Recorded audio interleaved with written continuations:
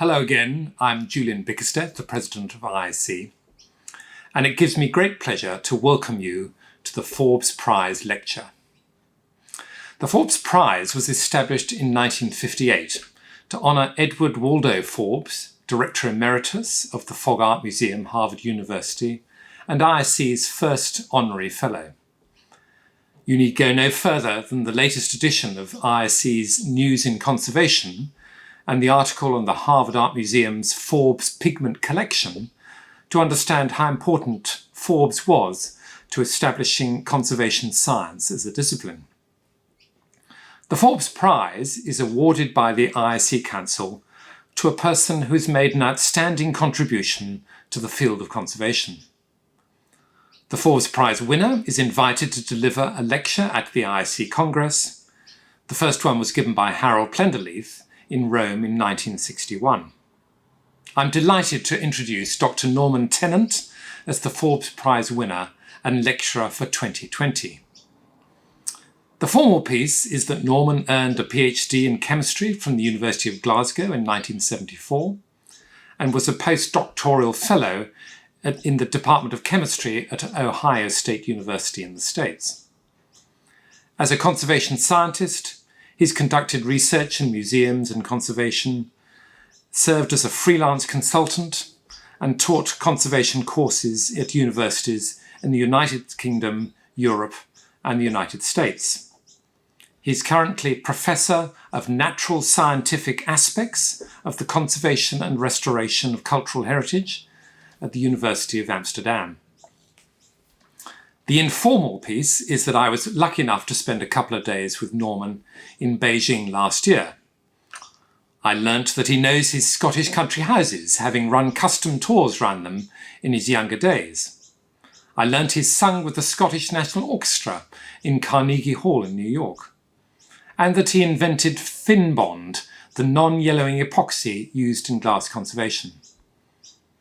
I can also tell you that he's built his illustrious career using his superlative reasoning and deductive powers to find creative solutions to the benefit of our conservation profession. It gives me great pleasure to introduce Norman to lecture on Spanning the Decades, Personalities, Perspectives and Priorities in Conservation Science.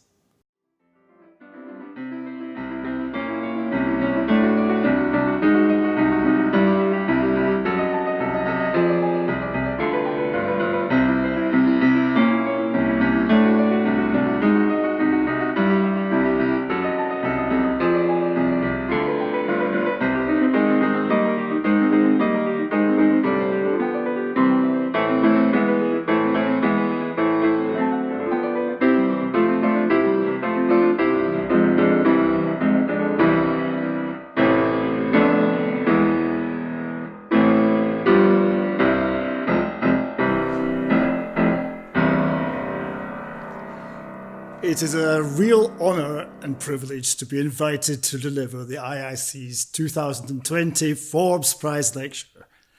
Alas, not in the congenial and sociable surroundings of the planned venue in Edinburgh, but in compensation, the lecture is being recorded in the magnificent surroundings of Brodick Castle on the island of Arran in the west of Scotland. Brodick Castle is one of the historic properties of the National Trust for Scotland, who have graciously made it available, and especially the drawing room in which we stand, for the filming. Were we all together in person in Edinburgh, we would be close to the wonderful cantilever rail bridge which spans the River Forth, and has done so for 12 decades. My lecture will introduce 5 personalities, conservation scientists whose research has spanned, in comparison with the rail bridge, a mere 9 decades. Through their research, and that of myself over a few 4.5 decades, I hope to develop a number of research themes which give a perspective and point to some priorities in conservation science, which I believe are important and, dare I say, in some cases, undervalued. I hope that the piano music which heralded my arrival at the lectern, did not seem too pretentious. It was composed by Rossini, and in fact named by him his pretentious prelude, but a light-hearted tribute to J.S. Bach, whom he greatly admired. The relevance to my lecture, and in particular to my personalities and to myself, is that Rossini's pretentious prelude is one of what he himself called his sins of old age, some 150 small pieces which he wrote 30 years after his retirement and after the composition of his last opera, William Tell. We will find that my chosen personalities all continued with conservation science after retirement, and we hope that that was not in the form of their sins of old age. As with the light-hearted tone of Rossini's final Sins of Old Age, my lecture is intended to be a very personal and light-hearted take on the contribution of 5 inspirational scientists during my own journey in the subject. It will not be thorough and comprehensive, certainly not in comparison with many fine studies of the subject carried out in recent years. Notable amongst those is a study in Britain by the House of Lords, who investigated the whole point and subject of science and heritage. A subsequent meeting in the UK also delved into this theme.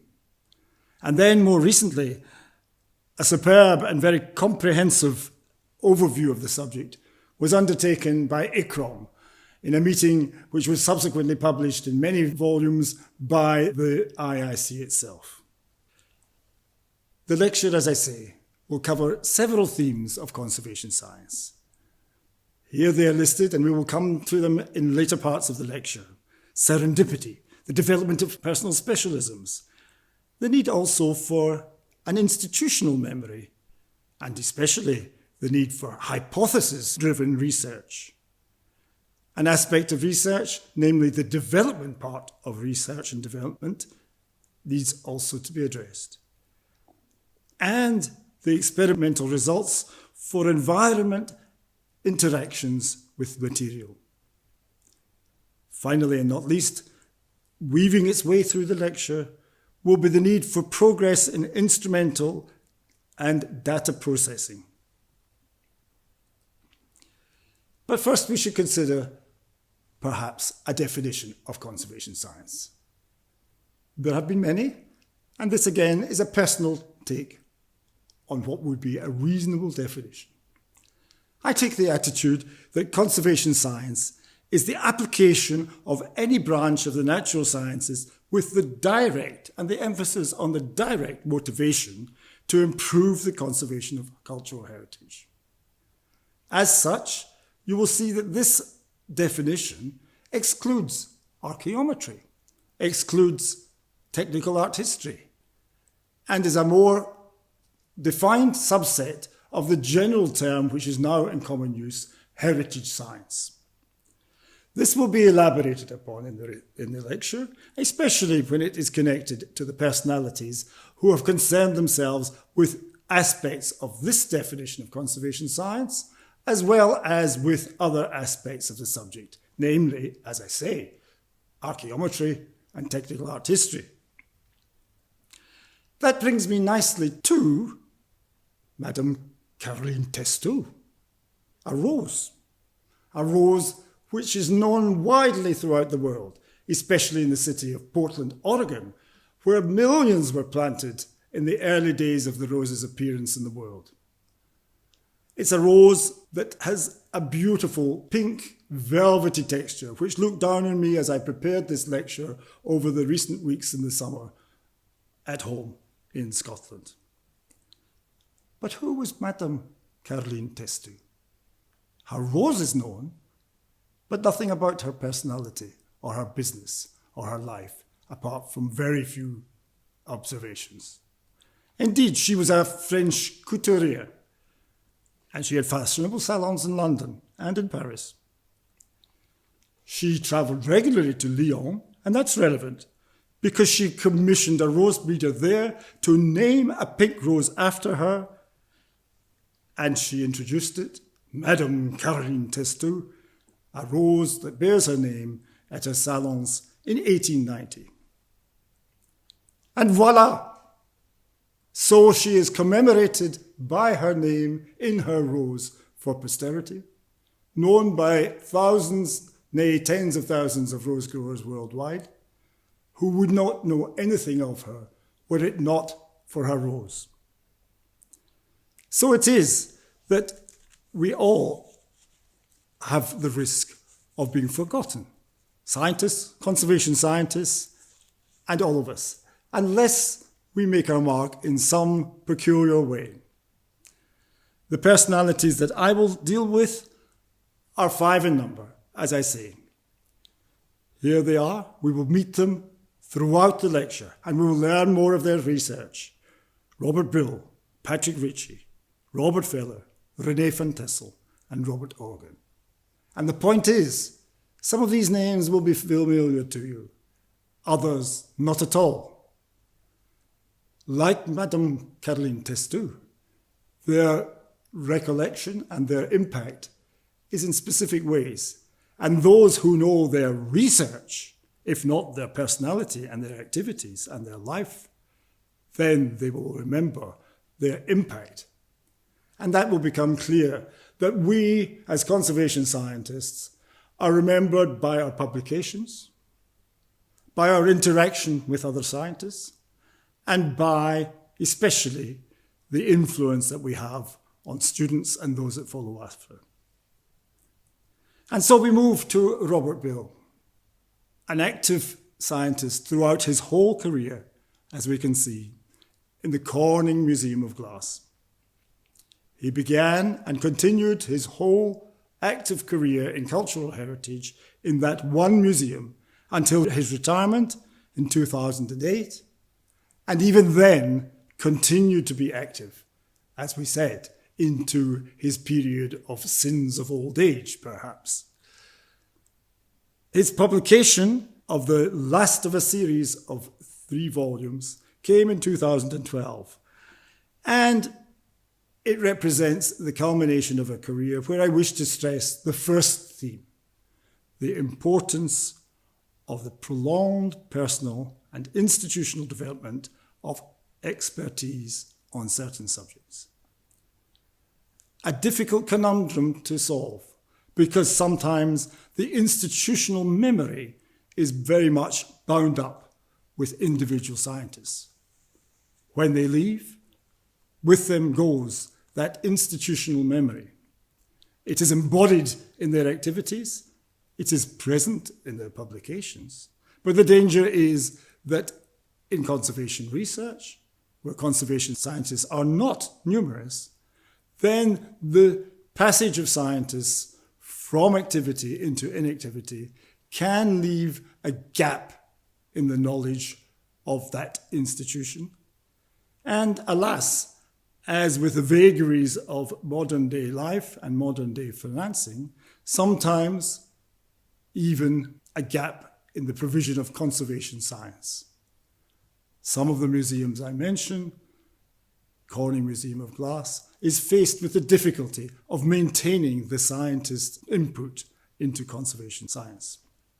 The activity of Robert Brill himself is well represented in this slide, where all the various projects that he practiced, that he implemented, that he researched, that he published on, that he didn't publish on, but kept a research documentation, they're all maintained in the storage facility of the Corning Museum of Glass.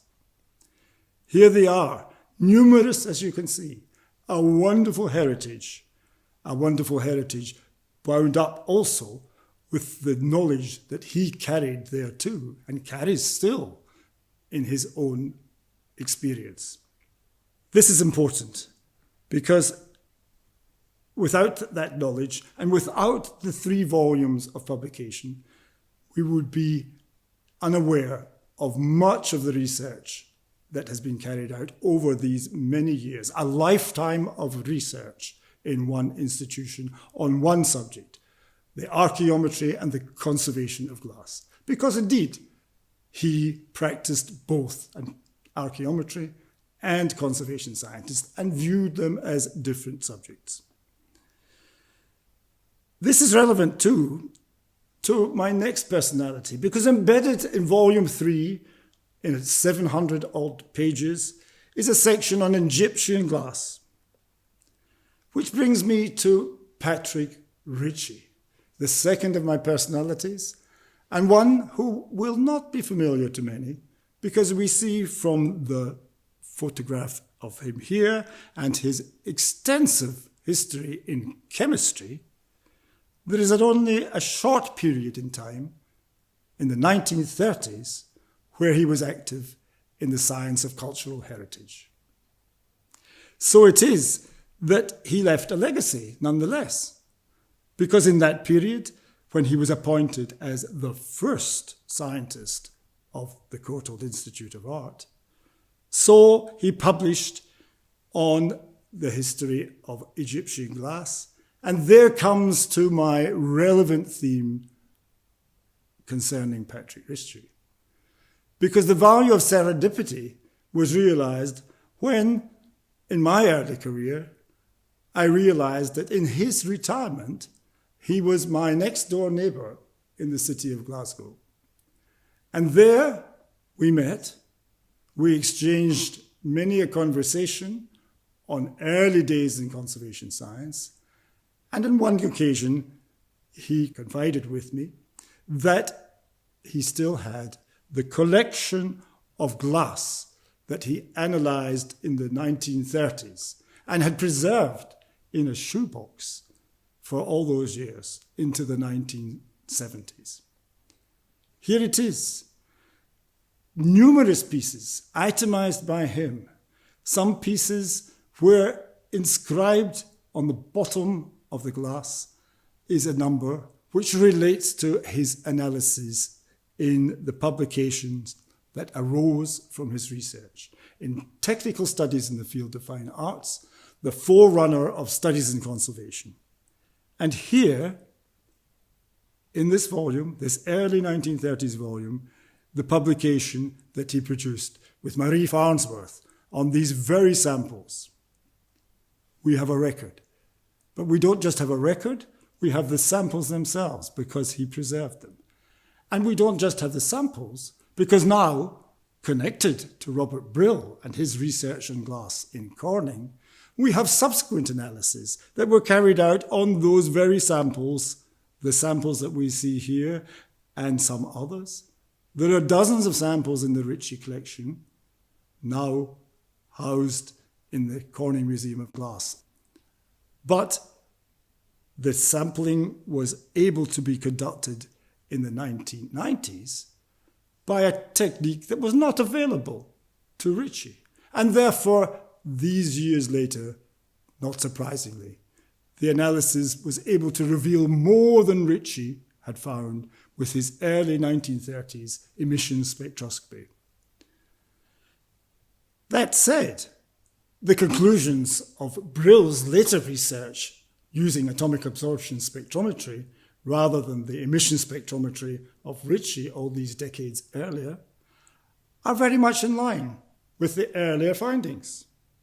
We can see here that the various points that arise from the subsequent analyses match Ritchie's own conclusions in the 1930s publication, particularly the reasons for the coloration of the glass, dependent on cobalt or copper, or perhaps copper alone for the light blue glasses.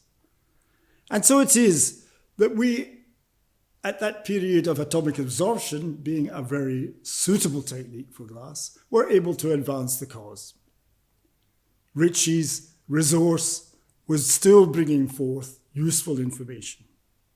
But that's not the end of the story, because here, another part of the Ritchie collection in the shoebox, are 4 fragments of beautiful mosaic glass. They too have been analysed, in this case not by Robert Brill, but my colleague Hans van Elteren in the National Institute of Chemistry in Ljubljana, Slovenia. But now we're progressing again, and the amount of information that is coming from the Ritchie collection is featuring in sophisticated analytical journals. where it is reported that the analysis by laser ablation, inductively coupled plasma, mass spectrometry, better and easier said LAICPMS, on this fragment and in this particular square highlighted here, has been able at one sweep, using that technique, which we need not go into here, other than to describe that in this slide, we see that it reveals the composition of 54 elements from that square. It's color-coded, and so the color code is a warm, cool scale, with warm colors representing high concentrations and cool colors, low concentration. And if we home in on just a few elements to be able to see the significance of that, we can see that the image, the colored image of the glass as viewed by the human eye, shows that there is a relationship with the concentrations of all those 54 elements, in particular, some of the ones mentioned here, where we see that the white whorls are visible to the eye have a strong correlation with the warm color of antimony, chemical element Sb, and lead. Lead in the warm color of yellowish orange and the background bluish color low in those areas. So lead antimonate and calcium antimonate are being revealed in this process. We also see, more unusually, that bismuth is being revealed related to those very areas. Surprisingly, not a reason to be added to a composition. In fact, obviously, entering the composition of the glass as a byproduct along with one of the other elements. And further than that, because the enormity of the dynamic range of the scale is such, we see that the exotic elements such as terbium, Tb, where one has to go to one's periodic table and chemistry books to remind oneself what on earth terbium is, but it's also revealing the same relationship. So that we see we go from percentage compositions down to parts per billion, conceivably, in this technique. So over the period since Ritchie's original work, we have moved far. And of course, this is another sub-theme of my lecture. The rate of analytical development is so fast that we are moving into a phase where enormous amounts of data can be obtained. Here are some of the conclusions from that advancement in the technique. And the most important one is the last one, in the sense that it is the most fantastical, but perhaps not outside the bounds of reason. And that is that a laser ablation, inductively coupled plasma, mass spectrometric technique can essentially be an elemental microscope where one instantaneously gets a visual image of those concentrations with that dynamic name and the potentiality to be seeing percentage compositions down to parts per billion compositions and a relationship with the image that the glass or other material is containing. We're moving fast. But this is mapping. Mapping in the sense that it was conducted by the father of English geology, William Smith. We see he was doing this quite some decades ago. He's called the father of English geology, and as a Scotsman, I have to admit that that is the case, because his first geological map of any country in the world is produced here, basically of England and Wales and a little bit of Scotland. Mapping that is useful, but is not solving directly any question about geology. It could be important for solving such questions, but it is recording a situation. And in a sense, that's what was happening with the mapping by laser ablation ICP-MS of the glass samples from Ritchie. They are recording in a superb way the composition. They are relating it to the visual image, and not until one begins to ask questions thereafter, providing information on glass technology, which of course it does. This is the same perhaps as the mapping which is being conducted for paintings. We're all aware that this is now a very common and valuable approach to the study of works of art. I don't think that Professor Sickbalk being the Dutch figure who figured in Martin Toner illustrations and well known to all Dutch readers, an evil man without scruples and very egotistical, not something one would imagine was true of any conservation scientist. And I don't think he ever got his hands on Van Gogh's sunflowers. Here he did, thanks to the drawing that Will Rijmakers has done for me. But the point about the mapping is that it is extensively going on, and valuable too. Valuable in the sense that it is appearing, for example, in the recent volume of the Getty Conservation Institute newsletter. The wonderful project where the Night Watch in Amsterdam, Rembrandt's Night Watch, is being extensively mapped by various techniques over many months to provide enormous amounts of useful data on the composition and the making of the painting, as well perhaps as its condition. By segmenting the painting and by various techniques, notably X-ray fluorescence, various images are arising now which were never possible before. We see here in one section that the X-radiograph did not reveal the feathers on the helmet that the iron XRF map successfully does. This work is ongoing. It's as of the moment. And it's valuable. But my proposition is that it's different and takes subordination to the preeminence of hypothesis-driven research over the mapping of works of art.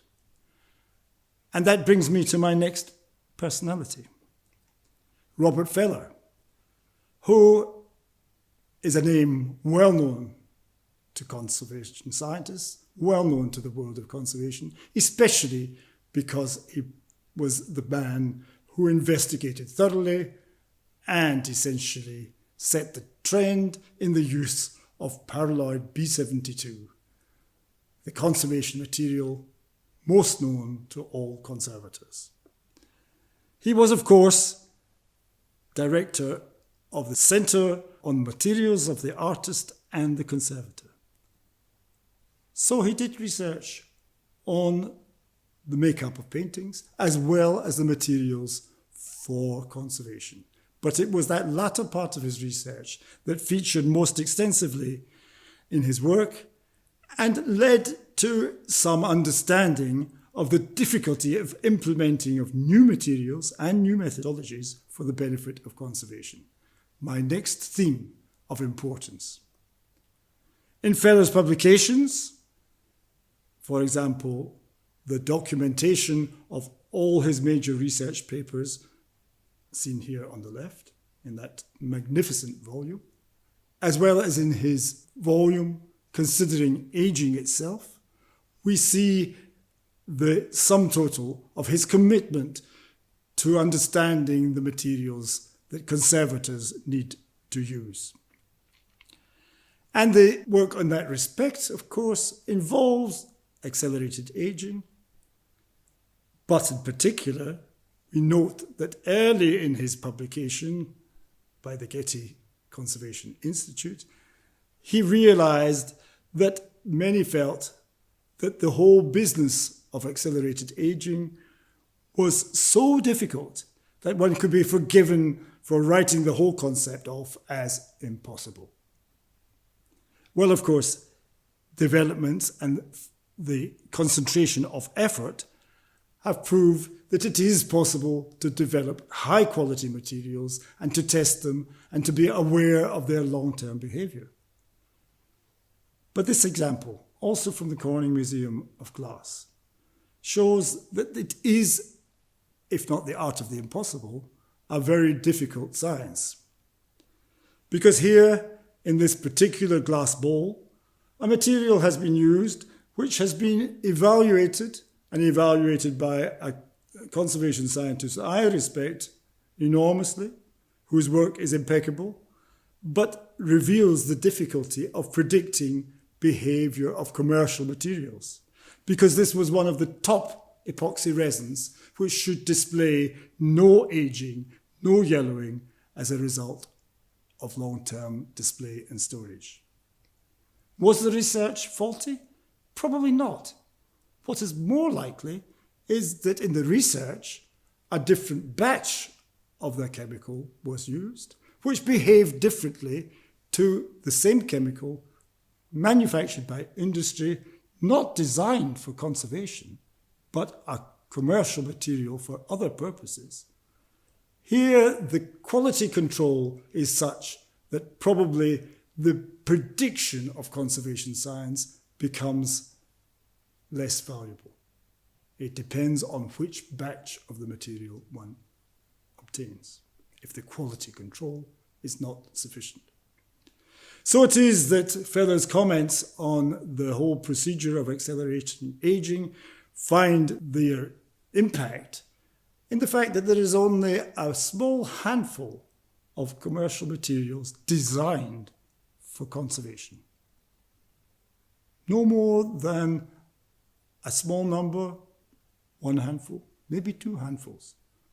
And I wish to mention the fact that this fits also Feller's analysis of the world of conservation, carried out in 1982 and presented here, that only a small proportion of all the papers that appear in that particular year's volume of Art and Archaeology abstracts, well known to all conservators, but only a small segment, and here it is itemized with the various components, less than 20% of the whole output of conservation publications in that year was concerned with science, and only a small proportion of that concerned with materials testing. And he went on in this publication, itemized here, to make the point that in conservation research, the investigation of materials has prime priority on the research component of research and development. Whereas here we see his reporting in that self-same year, 1982, but still valid nowadays, that oftentimes the component of research and development that is more important, or at least equally important, is the development aspect, but is not always present in the conservation world. Having said that, if it happens well, we are able to succeed. But in the sense that we are conducting very sophisticated and difficult research with small numbers of researchers, who knows how many worldwide? It's never been precisely quantified. One might hazard a guess of several hundred.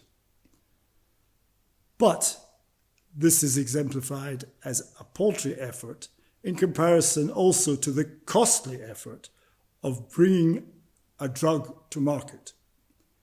This slide depicts recent research where the cost of that process for both R&D amounts to some $985 million. In comparison to the amount of effort and the costing of research for conservation material, an enormous figure. it is perhaps no wonder that we are ill-served in that provision. But two examples of R&D for materials for conservation treatments do make the point that where intensively conducted, it can be valuable. One example of a product that has been designed for conservation use is the Gamblin set of conservation colours based on the research of René Dillery, well known for his research on painting materials, and introduced by a company familiar with the production and introduction of wide numbers of painting materials for artists, but designed in this case for use by conservators, supported by conservation science, and introduced through the sophisticated methodologies using milling and techniques to provide high quality materials which will be durable. But it's a rare thing. And it needs the commitment of those in commercial organisations who are prepared to recognise the intensity of research necessary to produce such a product, and the small market oftentimes, which will reveal a profitable outcome. Similarly, research of my own resulted in a product which I mention here only because I have realised the difficulties of bringing a single product to the marketplace. In this case, encouraged by conservators who were finding that previous materials, and this is an epoxy resin combination, similar to the one which was depicted in the aging of the bowl from the Corning Museum of Glass, but designed on the basis of research to be non-yellowing, and designed, more importantly, to have a batch-to-batch quality, which, whatever the behaviour of one batch, every other batch will behave in the same way. A feature that is generally not the case to conservation levels of most commercial materials. These components are commercially available, but they're combined now and produced to provide a guaranteed behaviour. And now, after 3 decades of marketing, that is being borne out in practice. Two examples of research and development for methodologies of preventive conservation are less successful. Not in the sense that the research was inappropriate, but in the sense that it was difficult to bring these products into the marketplace. The first is the result of a European project with many partners in several nations, supported by the European Commission, to produce the so-called light check dosimeter for assessing light levels in museums. We are all well aware of the need for this, and this research provided two versions of the product which would be able to predict light levels on the basis of colour changes of a small amount of material displayed and investigated in the museum environment to be able to assess the likelihood of light fading in different locations. A common enough goal, one that was successfully researched over several years, but one that, despite the success of the research, has proved impracticable to maintain in a marketable form. And thus, at present, they are not commercially available, though the research was well-founded, well-executed, and successful. Similarly, a project that I was involved with myself, also supported by the European Commission, to investigate how to protect silver from tarnishing, and in particular, the quantification of the main pollutants that cause silver tarnishing.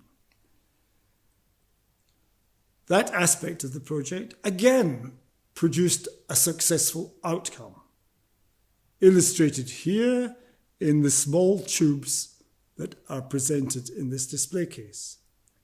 These small tubes being the method of quantifying hydrogen sulfide in particular, the gas that causes silver to turn black. The problem being that although hydrogen sulfide produces intense blackening of silver, its concentrations in the atmosphere are tiny.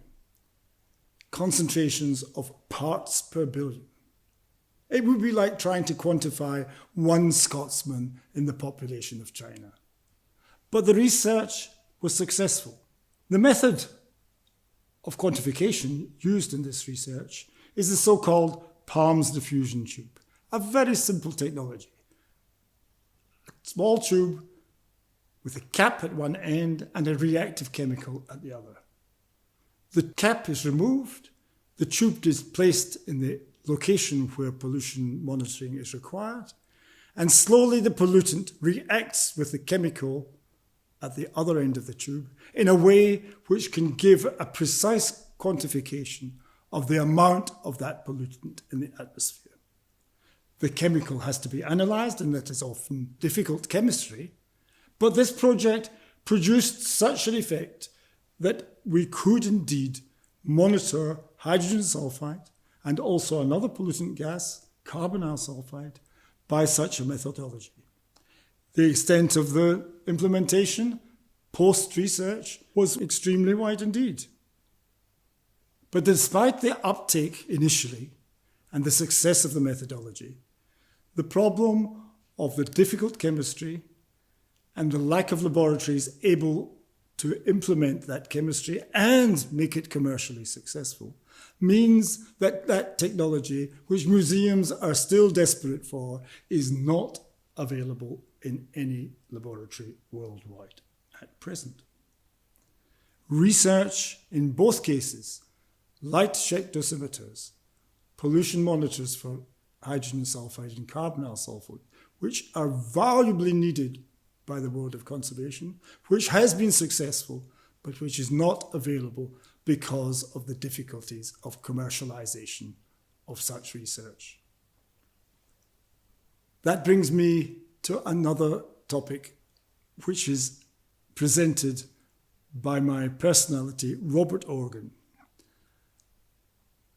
a name that will be known to many, and a name of a researcher that was known to me and especially became familiar to me because he retired to Scotland. He was formerly the head of the lab in the Royal Ontario Museum and the chief of the analytical laboratory in the Smithsonian. And his famous publication relates to the need for preventive conservation guidelines based on experimental evidence for materials' chemical behaviour. The subject that he chose to publish on in that respect was the safe storage of unstable glass. And this is his publication from 1957, which still represents the guidelines for preventive conservation of unstable glass.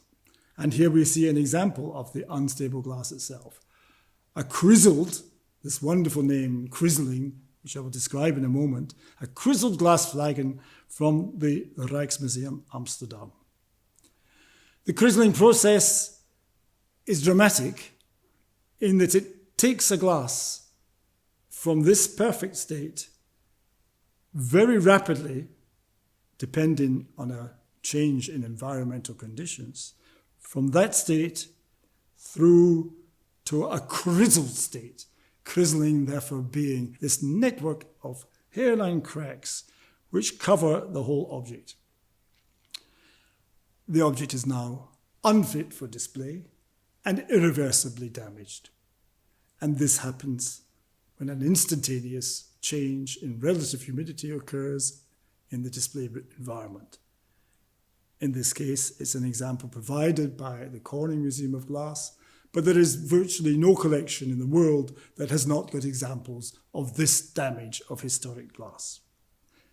So it is wise for Organ to have considered this subject, and it's good that we have the representation of his findings. I should review for a moment the process, because one has to have unstable glass, which has a poor composition. It's estimated that perhaps up to 20 or more % of historic glass collections contain such glass. In the atmosphere, there is leaching of alkali by the moisture present in the atmosphere. As a result, on the surface of the glass, through that leaching process which takes ions out of the glass, we find an accumulation of salts. The slow, progressive formation of the resultant depleted layer leaves the surface layer of the glass in such a state that instantaneous crystallizing can occur, as I mentioned, with that change in atmospheric relative humidity. So it was that the example from Corning was one day in perfect condition and the next day not. The magnified appearance of these surfaces is as depicted here. At the bottom, the visible hairline network of cracks, and at the top, the realization that a section through the glass shows a surface layer that has formed this grizzled layer above solid glass underneath, the surface layer being dependent on how long the glass had been exposed to moisture before the dramatic change that caused the instantaneous crystallizing. Organ was well aware that to reduce the deterioration, the glass should remain in the state with solid crystalline material on the surface and not liquid crystalline material. In its liquid form, the salts appear like this, on an Irish coffee glass in this case, where the rotating glass displays the moisture layer on the surface. The same glass has solid crystalline material at a different relative humidity. He argued correctly that the salt should be kept in its solid form rather than the liquid form. And he argued that to do that, 42% relative humidity was the crucial value because of the variety of salts that he thought might form, though he never conducted any analytical experiments to show which salts did form. He therefore concluded that potassium carbonate would have the lowest relative humidity to remain in the solid state. Therefore, below 42%, there would be no moisture on the surface of the glass, and therefore the leaching process would be minimized. The trouble is, we now know that the salts on the surface can sometimes be liquid down to much lower relative humidity, because Organ was not aware that salts such as potassium formate might form on the surface of glass as a result of atmospheric pollution from acetic acid. Which brings us nicely to René van Tassel, a scientist who one would not strictly call a conservation scientist. He was a mineralogist who, at some points in his life, devoted himself to problems that were relevant to conservation and the formation of efflorescence, salt deposits on the surface of objects. In this case, rather differently from Organ's research, where he was concerned with standard well-known chemical compounds, René van Tassel was concerned with compounds which were new to science, only found on museum objects because of peculiar conditions where a cocktail of chemicals could result in new chemical compounds. And so it was that he, as well as having a mineral named after himself, was able to investigate chalcocite, a mineral which he named, and which grows on the surface, particularly of limestone objects and objects where limestone and calcium carbonate in particular is present, pottery, oftentimes. The trouble about Van Tassel's work was he also observed other products of a similar kind, efflorescent products, which he could not fully identify. And that brings me to the theme that we need the development of instrumentation that will be up to the task of identification of new conservation materials that are growing on objects or corrosion products or efflorescence. Oftentimes, the sophistication of science is not adequate to the task. So it was with efflorescence X, which he tried to identify and failed to do, which he found on this limestone, growing on the surface. He did realize that some of the components were indeed as a result of acetate formation, acetic acid, having come from the wooden cabinets, a phenomenon we are now very well aware of. But what was the composition of efflorescence X? It was only later that it began to be investigated and began to be found on Egyptian tablets, pushing off part of the pottery, growing slowly and destructing the fabric of the ware. Even more amazingly, growing out of the clay base, the baked clay base of a Dutch tile, pushing off the fired and hard glaze, slowly, inexorably, and destroying the tile. The same compound from Glasgow's Burrell collection, glowing on an Egyptian relief like a field of crystals in a matter of 6 months in a poorly designed storage cabinet which evolved acetic acid. So it was that without the possibility of new technologies, this remained an unidentified compound. Some aspects were understood, but not its complete composition.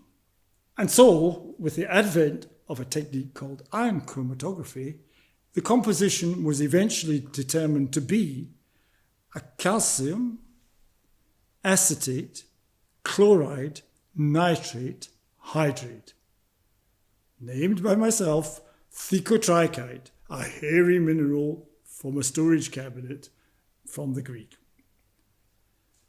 Its precise stoichiometry, namely the proportions of each component, were found to be the same on all specimens of this material, whether they were in pottery from the British Museum, tiles from the Rijksmuseum. All sorts of locations were investigated, always that particular stoichiometry, investigated due to the technique of iron chromatography, not available to René van Tassel when he was investigating this in the 60s and 70s, but available thereafter. And here he is, proudly able to enjoy the publication that appeared investigating the minerals that he had preserved but had not been able to fully identify.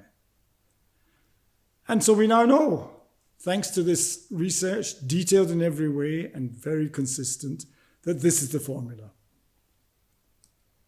Except now we know more. It's very nearly the correct formula. The only flaw in the research conducted in Glasgow by colleagues at the University of Strathclyde was that the 7 molecules of crystallization of water should in fact be 6. We only know that now through another development in science, the advancement of X-ray diffraction studies using powders to determine the spatial geometry of all the components within a molecule. Advancement through the development of technology, which is now becoming much more practicable to carry out due to the enormous advancement in computational possibilities. I myself had tried to determine the crystal structure of that material with colleagues in the University of Amsterdam who were expert in powder diffraction studies. But the computation in the 90s was not sophisticated enough to be able to undertake that work. But now it is. Thanks to the development of X-ray diffraction from powders, the precise structure of this calcium acetate formate monohydrate, identified by myself and my good colleague Tom Baird from Glasgow University, and now, thanks to the kindness and generosity of Gerhard Eggert, known as Tennent's salt. But the most important thing about this material is that it was first recognised to be present, though not known as an identified compound, in the late 19th century, growing widely on shells, but it has taken now into a new century to be able to absolutely pinpoint not only what the compound is, a calcium acetate formate monohydrate, but now, thanks to the X-ray diffraction research, to be able to see the spatial arrangement of all those components and confirm the previous research to its identity. It is, in this case, a monohydrate. And so we find that through the various themes in this lecture, represented by colleagues whose names may not be familiar, but whose research is familiar thanks to their publications. So we find that the themes represent, in many cases, things that we recognize and agree on, but perhaps sometimes do not prioritize in the same way. That would be my final message, to actually reinforce the point that conservation science, if one is being strict in the definition, should refer to the science which is directly related to the preservation and well-being of objects, not the recording of the materials from which they are made. And we can examine the value of this type of research by looking at the two versions of the IIC conference, one held in Turin not so long ago, and the one held in Ottawa some years before, presented here by the covers of the IIC proceedings. And there we find that the proportion of papers with experimental findings on the environmental factors actually affecting materials degradation, as opposed to other subjects, also valuable, risk assessment being one of the common ones nowadays. But the proportion of papers is indeed low, in my estimation, in the sense of the direct relationships between cause and effect.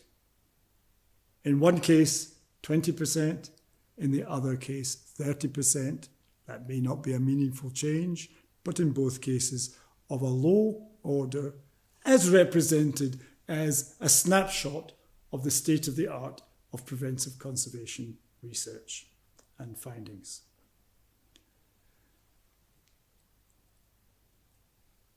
The themes, as you see, have been intertwined. They have been represented by esteemed colleagues. They are vital along with others and deserve to be explored in a more intense way than I have been able to do in this lecture. But I hope that this has given an insight into some of the themes that you may also agree could be more highly prioritized and presented in an overarching way as the current state of conservation development. In the process of preparing this lecture, not only have I been able to enjoy reflecting on the 5 personalities, but I've been enjoying interacting with many more colleagues, primarily conservation scientists, but also others who have helped in some way build the framework of this lecture. Here they are, visualized. Thank you all very much indeed for your assistance, for your interest, for your involvement in the preparations of this Forbes Prize Lecture. And I wish finally to mention also a colleague who passed away only a few weeks ago, Rick Patel, my colleague in the University of Texas at Dallas, who, as an esteemed art historian, but especially a scholar with great humanity and with great joie de vivre, has inspired many and whom I had the privilege to be also inspired by in the last 2 years of my research. Thank you for your attention. It's been a pleasure to be the Forbes Prize Lecturer in this year 2020.